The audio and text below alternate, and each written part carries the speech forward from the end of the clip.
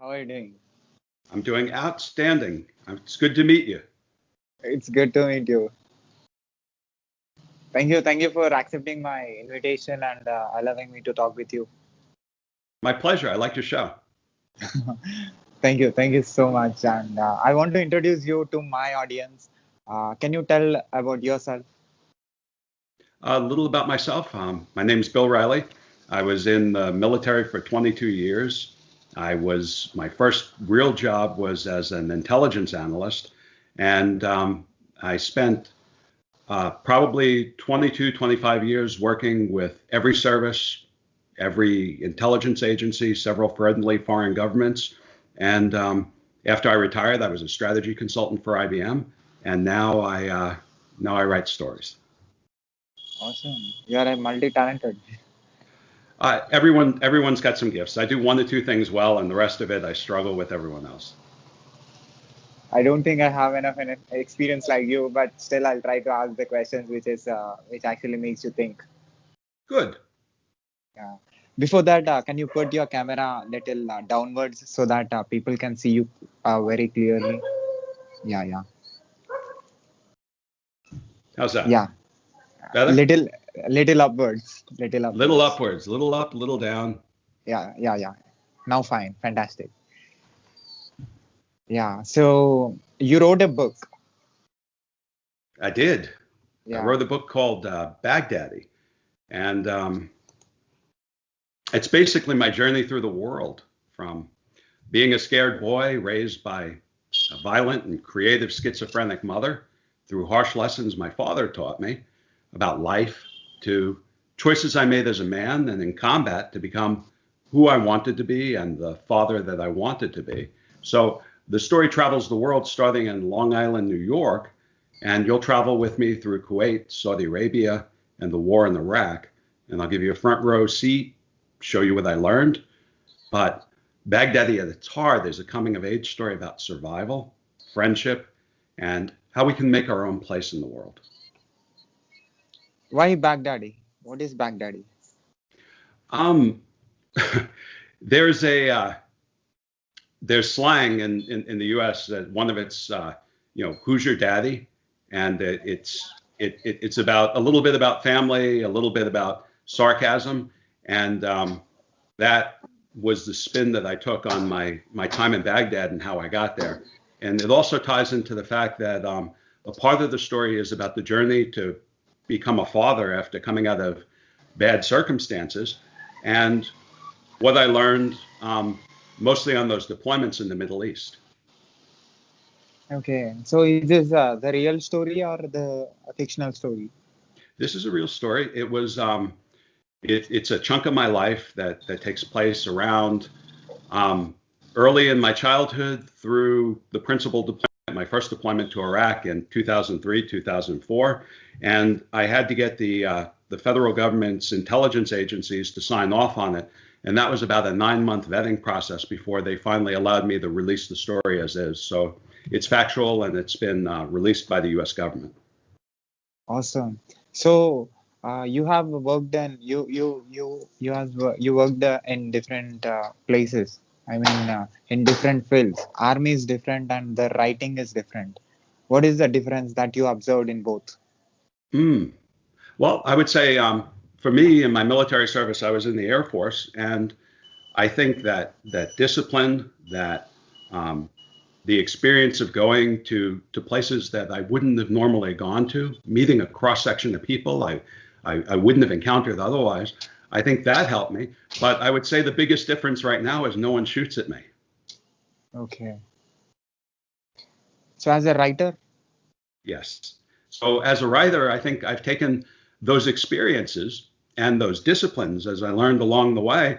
And writing is part inspiration, part creativity, but a lot of it is what's your plan? How do you approach sitting in front of the keyboard?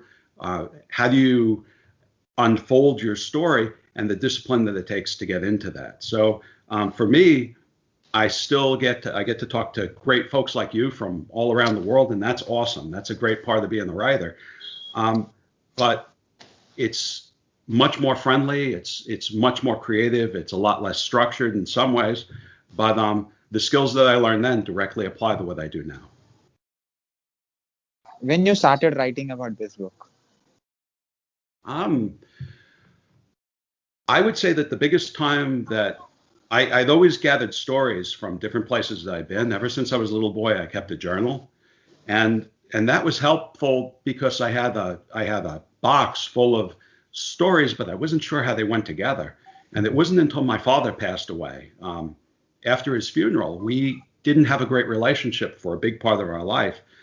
After I went into the military, we reconciled and we started to have a relationship, but he passed away right after that. And I think as a man, reflecting on what happened when I was a boy and what my father tried to teach me and what I actually learned and how I applied those lessons, particularly in combat. One harsh lesson he taught me saved my life when we were in the middle of a firefight. His passing made me reflect on how I got to be who I am, and that was the genesis for the story of Baghdadi. Okay, 24 years you was into military, and you was disconnected from the social world. To a degree, because my duties were, I started out in intelligence services, which is mostly my expertise was mostly in surveillance and some of the things that were associated with that. I was a Soviet analyst when there was still a Soviet Union. But we weren't allowed in those particular fields. Even when I came out of that and went into communications near the end of my career, I worked cyber operations and communications, but we weren't allowed to have a social media presence. We weren't really allowed to communicate what we were doing. We had a basic job description, if you will, that we were allowed to release and talk about. But beyond that, it was all classified. So I spent a big chunk of my world in a big chunk of my life in the secret world. And it wasn't until probably 3 or 4 years ago that I was actually authorized and allowed to share what I have on social media. Okay, so what is the thing that people who reads your book should learn or should know or should will get something that they never experienced or that they have not seen something in their life from your book? Right. I think the parts that they wouldn't have seen would be you're going to get a front row seat and you're going to learn what I learned in the course of going to places that were fundamentally different from me.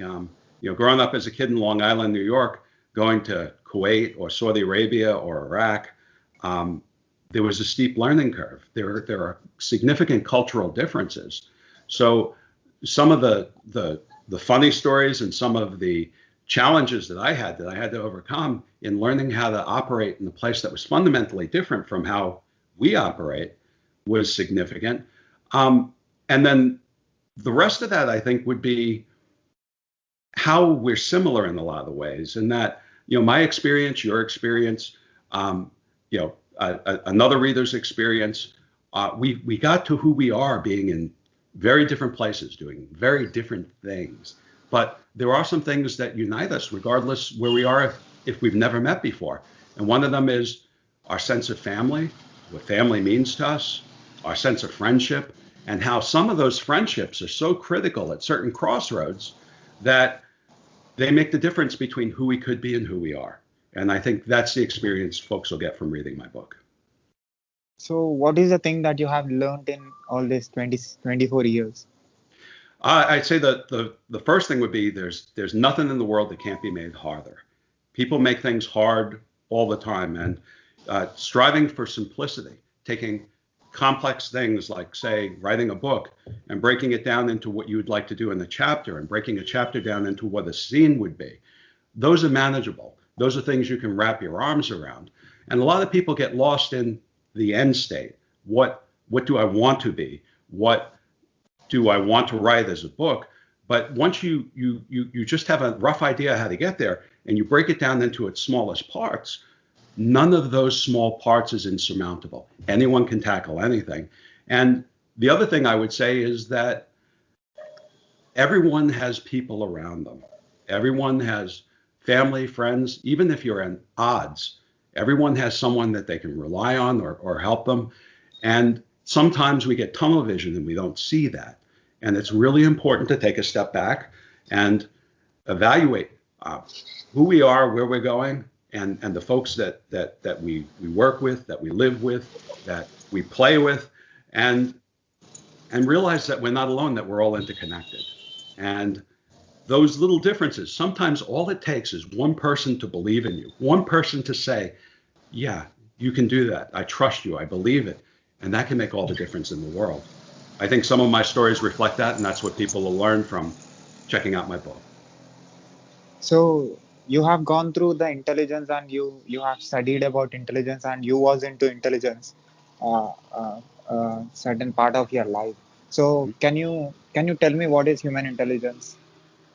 What is, do you mean from the perspective of what would be a job in the intelligence service in an intelligence agency? Or do you mean what I've learned from it that's Yeah, helped me understand how to yeah. approach intelligence? Second one. Yeah, second one. Second one, Yeah. um, I think we're all born with different gifts.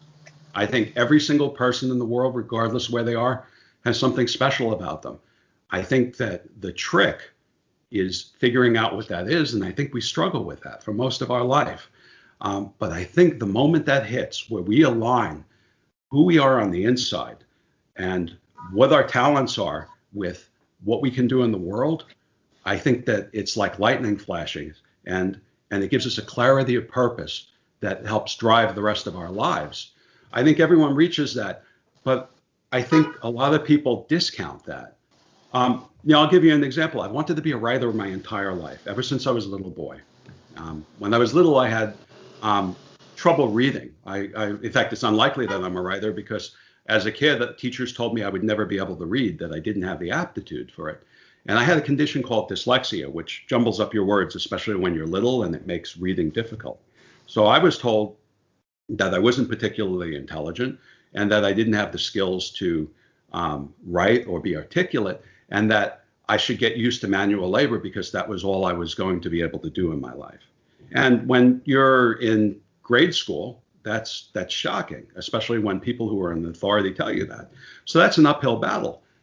But it was because of the power of a friend, my friend Sarah, who read very well, and she told me I was not too stupid to learn how to be able to read. And she sat with me and worked with me until I could decode it and do it, that I became good at it. And later I was able to tell my own stories. So from what I've learned about intelligence is, intelligence, there are a lot of people that are a lot smarter than I am. There are a lot of people that are a lot better writers than I am.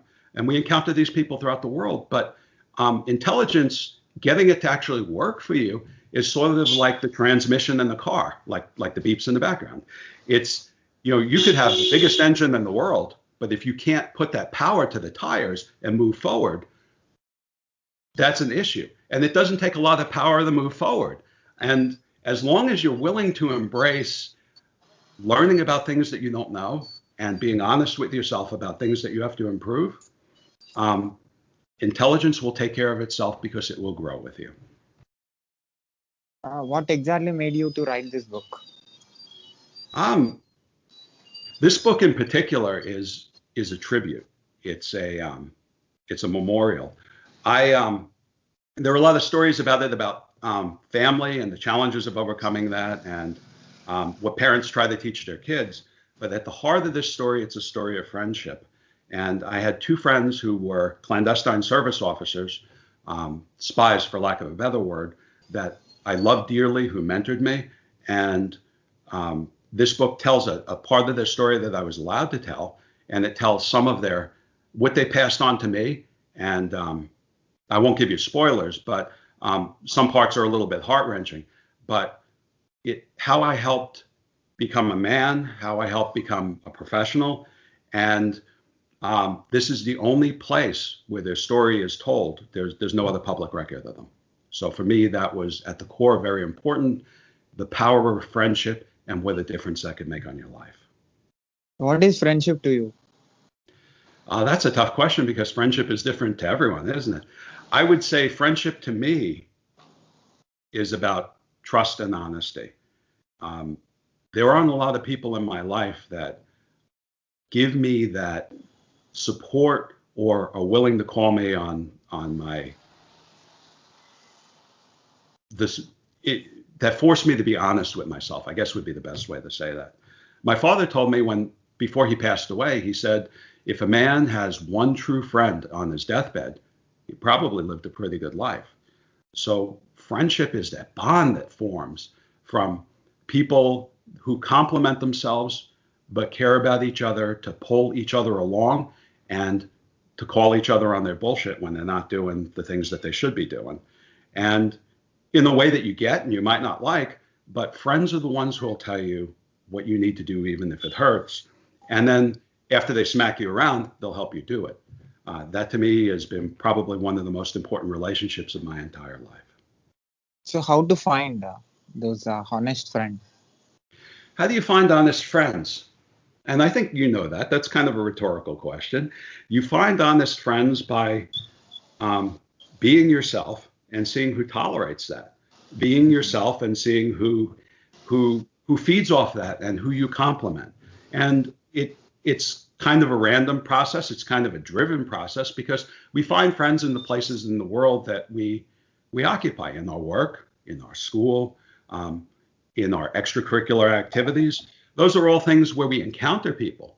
But what makes them a friend is if you click, if there's that spark, if you're willing to stay with each other and work with each other, even when things get hard. There are a lot of friends that are there as long as you're footing the bill and you're buying drinks. But as soon as the money's gone, so are they. There are very few people that'll stay and stick with you during the worst parts of your life. I would say that those are the people that should be in your pool of friends. People who are honest with you and who are there when you need them.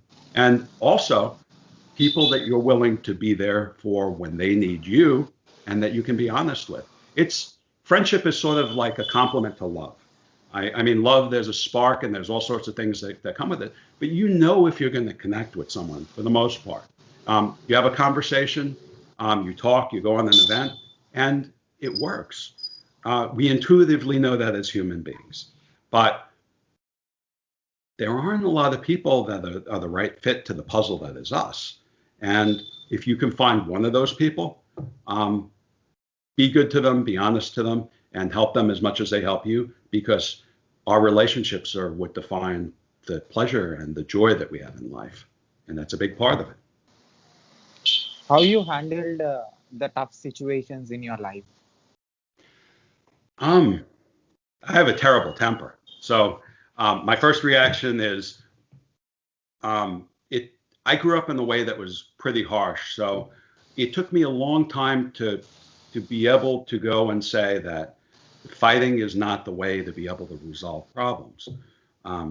Because there were times when I didn't have a lot. There were times that I was not understood. There were times when I wasn't really a great person, and I had to fight for a lot of things to be heard, to be seen, and that leaves a mark. But what it also does is it toughens you up. And if you can, for me, I won't say you, but for me, if I couldn't make the transition from fighting for everything and making everything a battle or a war to thinking things through and making it so I didn't have to fight those battles, I wouldn't have been able to accomplish half of what I've been able to do. So being willing to stand up and fight for what you believe is an awesome skill, but being able to think things through strategically so you don't have to fight those battles is the goal that we should all aspire to. So for me, it's that first reaction that's emotional, and it's taking a deep breath, stepping back and going, okay, now, why am I feeling this? And how do I need to resolve this to move forward? And then aligning the resources to be able to do that. And that for me, I'm a slow learner, so that took me about 30 years to figure out. So I'm confident you'll do it a lot faster. So your book is released, or it is going to be released? It is released. It's been out for a little over a year now, and it's both a hard copy book and a ebook.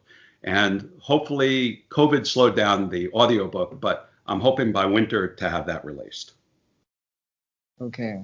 So you use your vocal or to Oh, explain your say that you one more use time.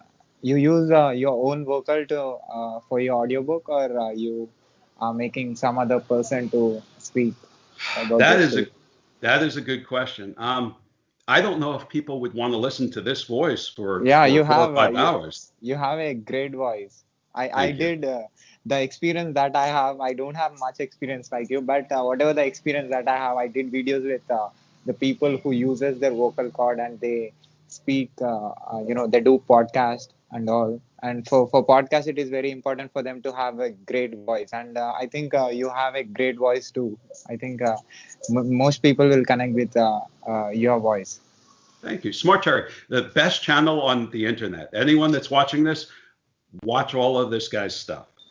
But to answer your question, and I sincerely mean that, I like a lot of the, I went through and I looked at a lot of the interviews that you've done, and you asked thoughtful questions, and I think a lot of people appreciate that. But the short answer is my publisher recommended a voice actor, and I think he has a good voice to be the narrator, and he has some skills to be able to differentiate the voices where he can make them sound different, but not in a cartoonish way.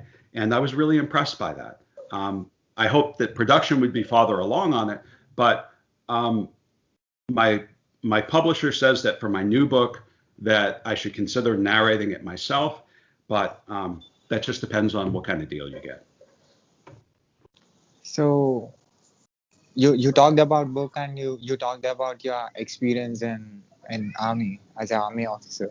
Air So Force. yeah, Air Force. You Yeah, was into Air Force. So you I was was. in yeah. So what do you think about all these years that you have spent on this planet? I think that that has changed over time. At first, at first I was frustrated and I just wanted to survive every day. And once I reached to the point where I figured out that I could survive every day, I wanted something more. I wanted to be recognized as one of the best at what I did. And now at this point in my life, where I have the benefit of a lot of experience and trial and error and a lot of mistakes, I want to be able to capitalize on the intellectual part of things, the creative part of the things.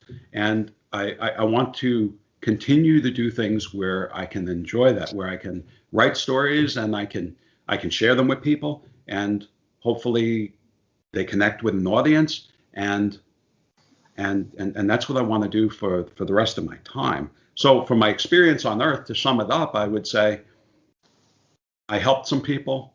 I did more good than bad, and I'm happy with that. So how many people are connected with you?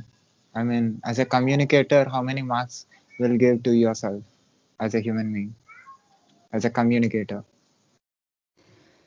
Hmm. There are a couple of ways I can interpret that question, but I would say um, I would start with my family. I'm married. I have two boys, so raising them and first of all, I came from circumstances that they'll never understand. They live in a different world than I did growing up, and you can't tell a kid that. They have to experience that on their own. They have to fall. They have to pick themselves up. You can coach them, you can dust them off, you can put them in the right direction. But for me, those three people in my family, my wife and my two boys, are the first circle that are most important to me. Beyond that, I have a small circle of friends that I love dearly. That I would, if they called me, I would stop what I was doing and do anything, and without question, what they needed, um, and they would do the same for me. Beyond that, at this point, I just want that audience. I have a message. My first book was a memoir, so it was my personal stories. My new book is a fantasy, and it is for younger readers. And it would be magical if I could connect with them, and they got it, and it brought them joy.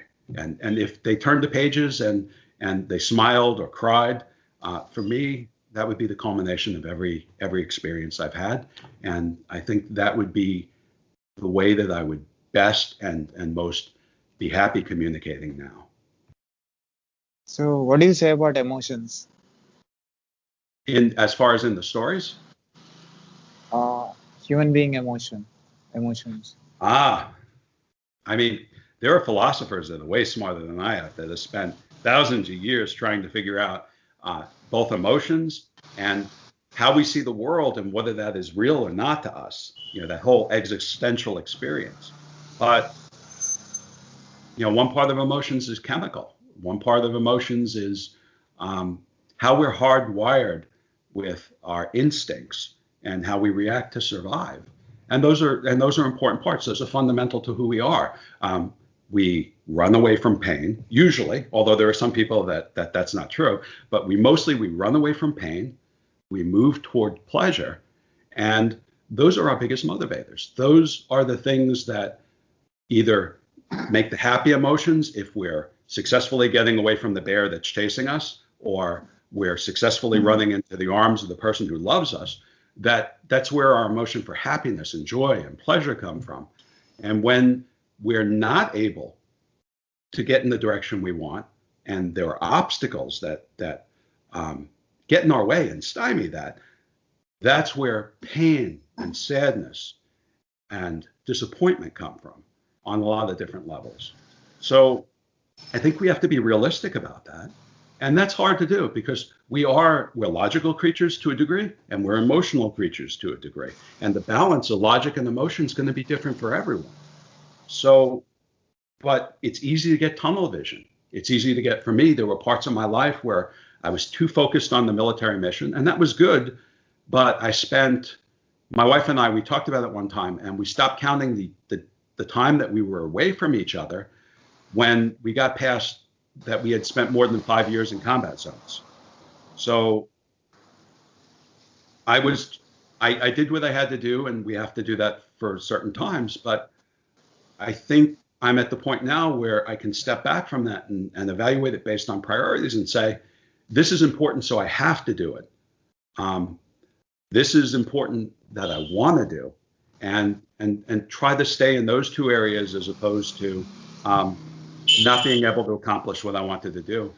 And the frustration and those emotions of being able to apply logic to a chaotic situation that we're very emotional about, I think those are the hallmarks for maturity and possibly someday wisdom.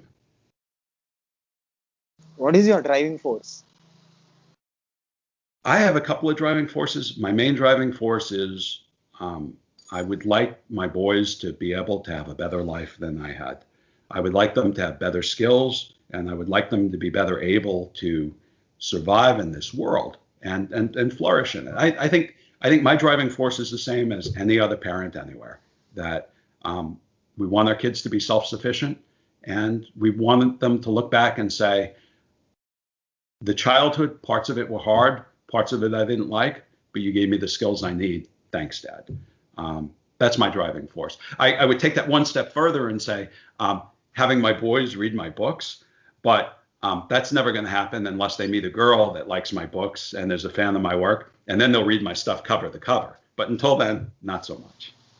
I live for that glorious day. Can you tell me the negative thought about the negative thoughts that you got and that you eliminated with your positive thoughts? Oh, there were a lot. Starting when I was very little, I was in an abusive situation. So negative thoughts were self-worth. I mean, would it be better off or not if I was in this world or not?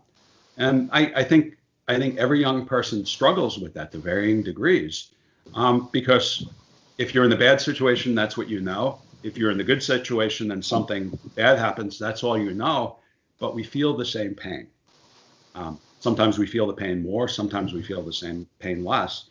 For me, a big part of getting through the bad emotions, the negative emotions, was really figuring out who I wanted to be when I grew up. First, that I was going to grow up. I spent a long part of my life believing that I was not going to live to be 30 years old.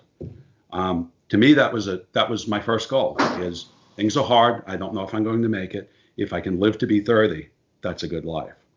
And I was able to do some things and focus on that part of the survival. How do I get out of here? How do I see a different thing? How do I learn what a better way is to live a life? And for me, the military took me a lot of places and introduced me to a lot of people, and I was able to do that. Then the next phase was after survival. Now I'm out of this hole. Now I have some means. Now I can do some things. Where do I want to go from here? And that decision of purpose, for me, it was after my enlistment, going back to school, because I really truly believed that if I didn't finish and leave the military at that point for the first time when I left and go back to school to finish my degree at university, that I would never do that. It's hard to go back to something once you stop. There's a tremendous amount of momentum and inertia that you have to overcome to get moving forward again. And for me, it's always been, who do I want to be in 5 years? And I've been a very different person. I've been alive 55 years, and I would submit to you that every 5 years of that, I've been someone a little bit different, sometimes someone a lot different. But that drive, that vision of where I want to go now, what I like about where I am and who I am, what I don't like about where I am and who I am. And the good thing is we've got a life so we can change that. We have a certain amount of time on this earth, all of us, regardless where we are. What you do with that time is the most important thing. And mostly you don't figure that out until you've lived a big chunk of your life already. I hope that I can instill on my boys that even if they have things that they're sad about or they're unhappy about or that they don't like about themselves, that there is still time to become something else or someone else.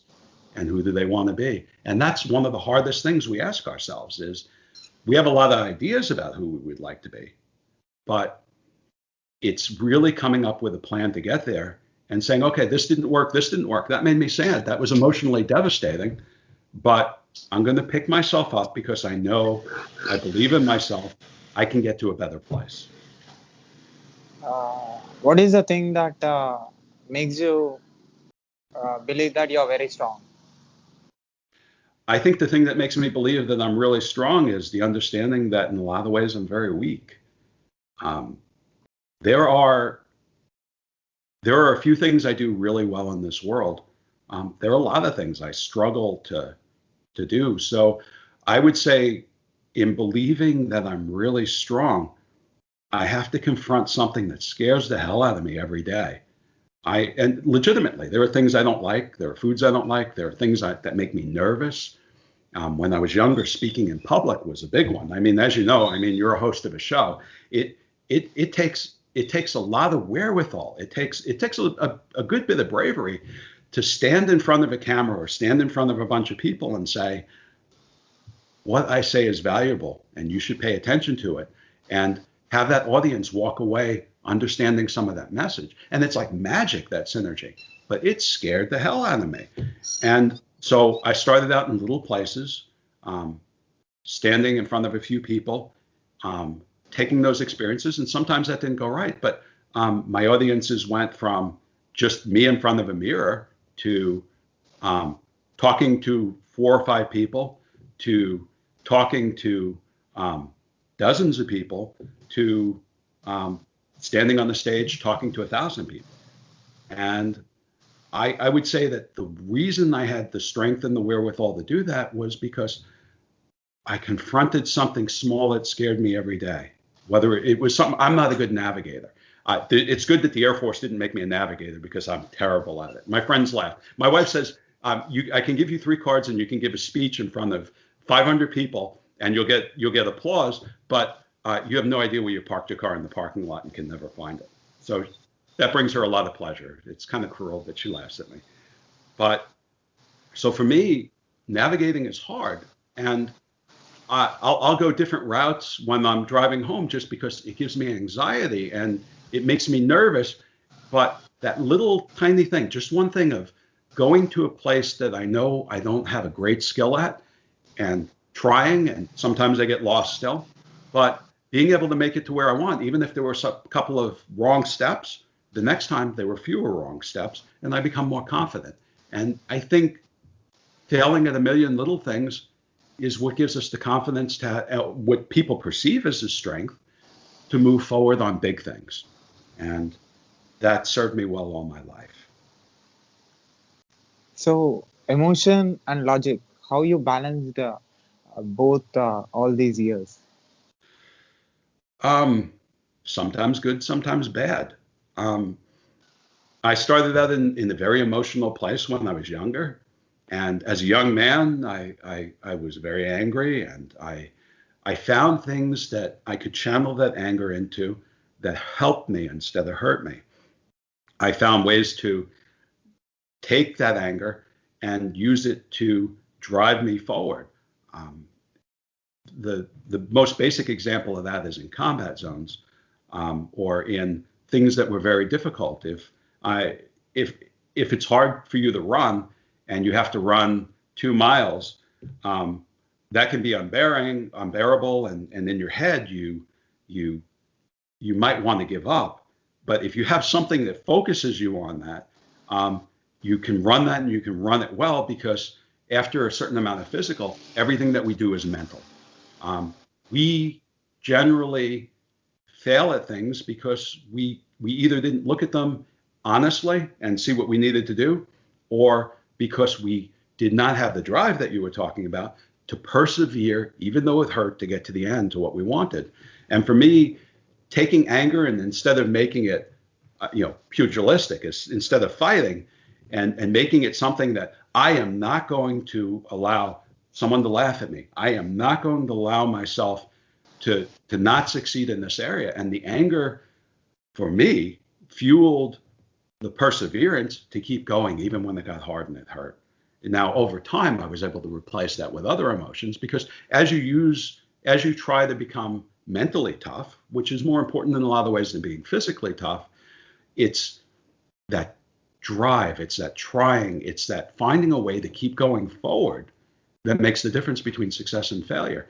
And in that, I like to think that I've become more logical about things, but I still have arguments with my wife about stupid stuff, because she'll say something and I'll go, no, this is the way to do it, blah, blah, blah, blah. And I'll get very emotional about that. And my wife told me something valuable that I didn't know early on in our marriage that has served me well. And it made me stop in the middle of an argument when we love each other. We've been married for 26 years now. But, in a relationship, especially an honest relationship, sometimes there's disagreement. And she told me, she said, just because it's not the way you would do it doesn't necessarily mean it's wrong. And that for me was eye-opening, because I knew the best possible way to do whatever we were discussing, and her way was going to take a little longer, but she opened my eyes that we were still going to get to the same place. We just took different paths. And you probably know that already intuitively. Again, I was a slow learner, and it took me a little while to get that figured out, much to the benefit of my marriage. But she was right. There are bad ways to do things. There are good ways to do things. They're okay to do things. But what matters in the end is that you get to where you want to go. And you get whether it's the thing, the state, the person that you love, how you get there is so important, because you're going to keep repeating that. So to weigh logic versus emotion, I think, especially as an artist, as a writer, it's very important to be in touch with your emotional side. What elicits that response? What makes you feel anger, resentment, betrayal, love, that you're needed? Those are all important things. But as a writer, the logical part is, where do I put that in the story, and what is the right way to present that, and how does that work for a character? And it's basically the same as picking your battles. And we can't always step back. We're never going to be 100% successful at everything.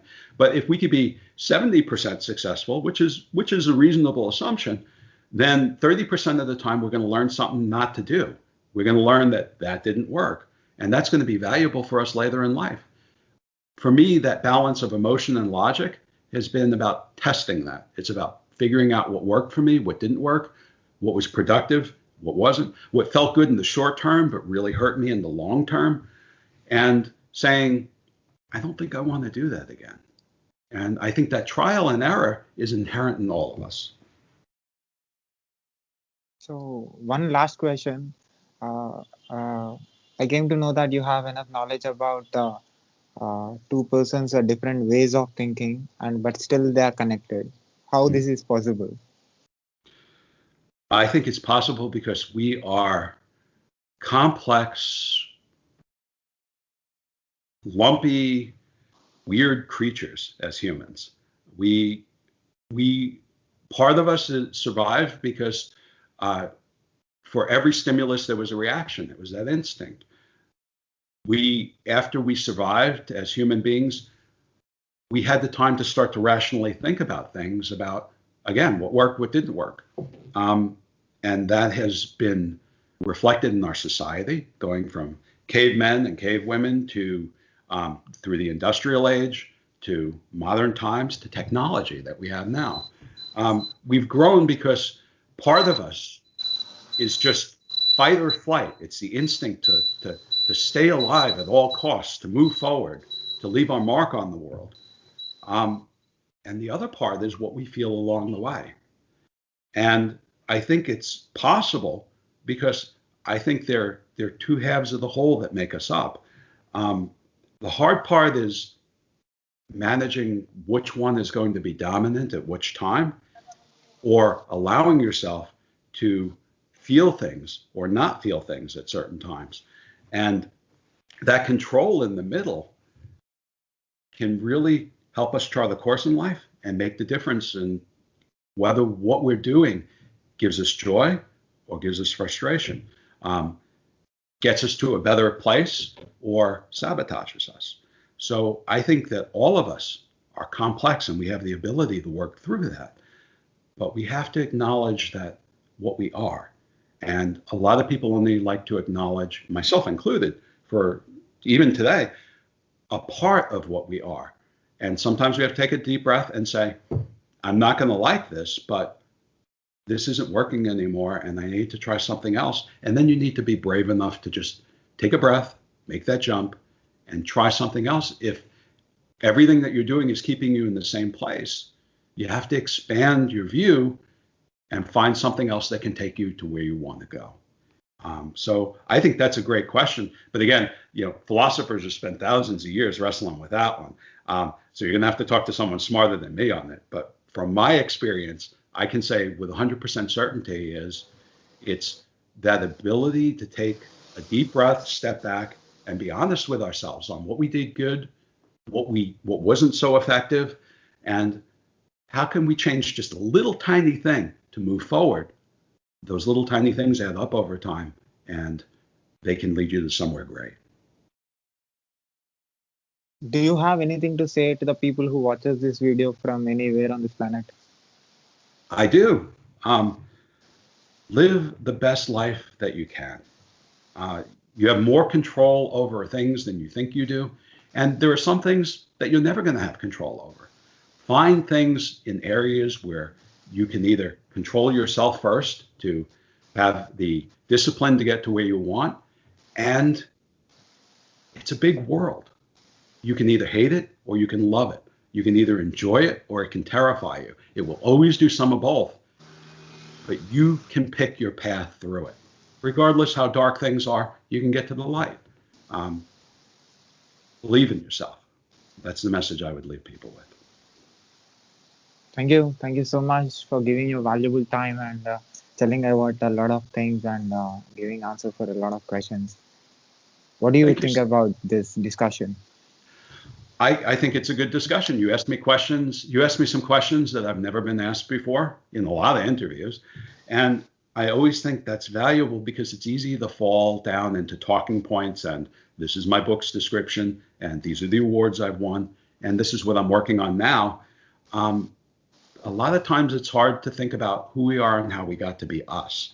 And my first book, Baghdad, is a memoir. And I spend a lot of time exploring that, but that's not a question I generally get asked. So I found it to be refreshing, and I really appreciate you asking that question. And I'm very happy that you noticed my work and invited me on your show. What are your books? Well, let's see. There's Baghdadi, which is out now. It's available pretty much everywhere, or you can ask Amazon, regardless where you are in the world, and they'll send you a copy. Right now, it's only in English, but it just got picked up to be translated into Chinese and distributed through China, which is kind of exciting because that makes me an international writer, which is pretty awesome. I can't wait until they send me the copy because I don't read Chinese. So I'm looking forward to seeing the book with the actual Chinese characters on it, and that'll be a cool thing.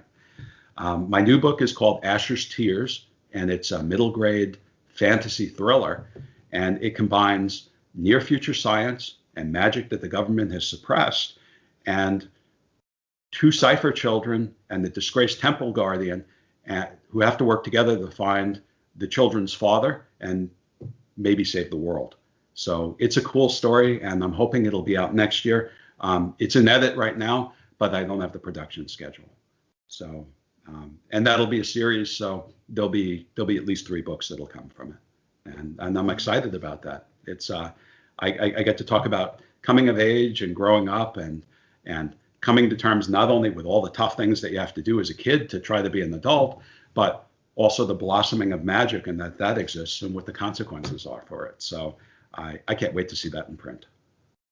So my best wishes to your upcoming books and to your work. And thank you so much for giving your valuable time to me. And sorry for making you wait for some time. I made wait. It was my pleasure to talk to you. I look forward to seeing more of your shows. And I spent a big part of my career in communications, and there's always something technical that has to be resolved. So no worries. I'm glad we got to do this. Yeah. Can I put this video on my YouTube channel with your permission? Absolutely.